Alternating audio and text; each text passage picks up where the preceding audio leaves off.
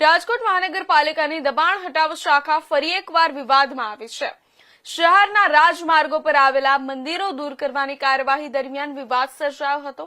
નાના મુઆ રોડ નજીક આવેલા હનુમાનજીના મંદિરો તોડવાની કાર્યવાહી હાથ ધરાતા ધાર્મિક સંસ્થાઓમાં રોષ ફેલાયો હતો।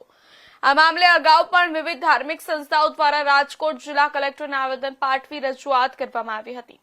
મંદિર તોડવાની કાર્યવાહીના વિરોધમાં ધાર્મિક સંસ્થાઓના આગેવાનો અને સ્થાનિકોએ મંદિર બહાર બેસી રાજકોટ મનપા સામે વિરોધ નોંધાવ્યો હતો।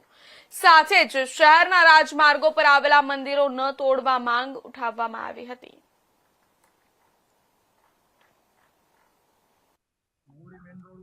શાક માર્કેટમાં 45 થી 50 થી 55 વર્ષ જૂનું હનુમાન દાદાનું મંદિર છે। આસ્થાનું કેન્દ્ર છે અમારા મવડી રોડ ઉપરનું। આ અમને બે નોટિસમાં આ લોકો ડિમોલેશનનું એવું કહી ગયા છે। આજે 5 વાગે નોટિસ આવી છે અને સાંજે 1 વાગે કે ડિમોલેશન અમે કરશે। અમારું કહેવાનું એવું છે કે 5 નોટિસ બજાવ્યા પછી તમે ડિમોલેશન કરી શકો। પ્લસ આ જગ્યાએથી 500 મીટર આગળ એને દરગાહ રોડ વચ્ચે રહે છે। એ દરગાહની નોટિસ તો આપેલી નથી એ લોકોએ। અમે એ લોકોને એવું એક જ અમારી માંગ છે કે તમે ન્યાય આપો તો તેને સમાજને હરખો ન્યાય આપો। એકને અન્યાય આ થાય છે અમારા હિન્દુ ઉપર। ખાસ કરીને તમે રજૂઆત ક્યારે કરવાનો ચાન્સ આપ્યો? અમને એક પણ રજૂઆત કરવાનો સમય નથી આપ્યો કે નથી ટાઈમ આપ્યો। આજેથી જ વાત આજે 5 વાગે વોટ્સઅપ દ્વારા અમને નોટિસ આવી છે। કોઈ લેખિત અમને લેખિતમાં અમને દઈ ગયા નથી આ લોકો નોટિસ। વોટ્સઅપ દ્વારા નોટિસ આવી છે અને સાંજે 1 વાગે કે અમે ડિમોલેશન તો કરવા। અત્યારે તો પાડવા આવવાના શું અમારો એક માંગ છે કે અમે પાડવા નહીં દઈ કોઈ કાઢે। આગળ 500 મીટર આગળ દરગાહ છે એની અમને નોટિસ આપશે દેખાડશે તો અમે એમાં ડિમોલેશન કરવા દેવું, નકર કોઈ કાળે અમે ડિમોલેશન કરવા નહીં।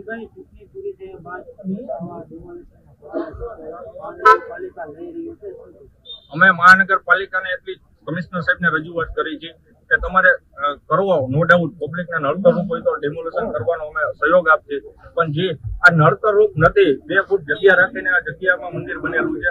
આગળ જાવ 20 ફૂટ જગ્યામાં દરગાહ ઉભેલી છે આજથી 500 મીટર આગળ જ, તો ત્યાં તમે કેમ નોટિસ નથી આપી? આ કેટલું જૂનું મંદિર છે? આ 50 થી 55 વર્ષ જૂનું મંદિર છે।